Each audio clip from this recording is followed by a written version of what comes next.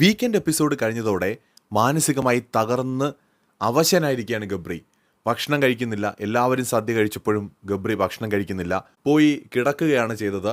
അപ്സര ഉൾപ്പെടെയുള്ളവർ വന്ന് നിർബന്ധിച്ചിട്ടും ഗബ്രി തിരിച്ചു വന്നില്ല. അതോടൊപ്പം തന്നെ മറ്റൊരു കാര്യം കൂടിയുണ്ട്. ഗബ്രി പറയുന്നത്, നാളെ ഞാൻ ക്വിറ്റ് ചെയ്യും, ഞാൻ ബിഗ് ബോസിനോട് പറയും, എനിക്കിനി ഇവിടെ നിൽക്കാൻ കഴിയില്ല, ഞാൻ തകർന്നു കഴിഞ്ഞു, എനിക്കിനി ഒരു ദിവസം പോലും ഇവിടെ തുടരാൻ കഴിയില്ല, ഈ ഗെയിം എനിക്കിനി കളിക്കണ്ട, ഞാൻ പൊട്ടിക്കഴിഞ്ഞു എന്നാണ് ഗബ്രി പറയുന്നത്. എനിക്ക് മടുത്തു കഴിഞ്ഞു എന്ന് പറയുന്നു. പിന്നീട് ജാസ്മിൻ വന്ന് ഗബ്രിയെ ആശ്വസിപ്പിക്കാൻ ശ്രമിക്കുന്നുണ്ട്.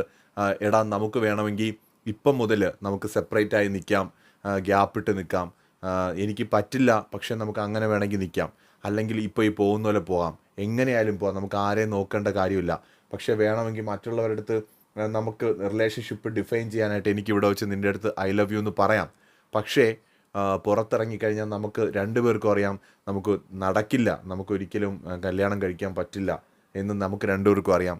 അതുകൊണ്ടല്ലേ നമ്മളത് പറയാത്തത്, അല്ലാതെ ഇഷ്ടമല്ലാത്തത് കൊണ്ടല്ലല്ലോ എന്നൊക്കെ ജാസ്മിൻ പറയുന്നുണ്ട്. ഐ ലവ് യു ഒക്കെ രണ്ടുപേരും അങ്ങോട്ടും ഇങ്ങോട്ടൊക്കെ പറഞ്ഞു. പക്ഷെ അവർ ആ ഒരു തുറന്ന പ്രണയത്തിലേക്ക് പോകാത്തത് ഈ ഒരു കാരണം കൊണ്ടാണെന്ന് തോന്നുന്നു. അതൊന്ന്. രണ്ടാമത് ഗബ്രി പക്ഷേ പറയുന്നതെന്ന് വെച്ചാൽ ഗബ്രിക്ക് മടുത്തു. കാരണം എല്ലാ തെറ്റുകളും കുറ്റങ്ങളും ഇപ്പോൾ എൻ്റെ തലയിൽ വന്നു എന്നാണ് ഗബ്രി പറയുന്നത്. ഞാൻ മാത്രമായി നിൻ്റെ സങ്കടങ്ങളുടെ കുറ്റക്കാരൻ എന്ന് ഗബ്രി പറയുന്നു. അല്ലടാ, ഞാൻ ലാലേട്ടനോട് പറഞ്ഞല്ലോ, നീ അല്ല എൻ്റെ സങ്കടത്തിന് പ്രശ്നമെന്ന്, നീ അല്ല എമോഷൻസിന് കാരണമെന്നൊക്കെ ജാസ്മിൻ പറയുന്നുണ്ട്. പക്ഷേ എല്ലാവർക്കും അറിയാം ഗബ്രിയും ജാസ്മിനും തമ്മിലുള്ള റിലേഷൻ തന്നെയാണ് എല്ലാ പ്രശ്നങ്ങളുടെയും കാരണം. രണ്ടു പേർക്കും അതിൽ തുല്യ പങ്കാളിത്തവുമുണ്ട്. എന്തായാലും ലൈവിൽ ഇതൊക്കെയാണ് അവർ തമ്മിൽ ഇന്ന് സംസാരിച്ചത്. കൂടുതൽ അപ്ഡേറ്റുകളുമായി വീണ്ടും കാണാം.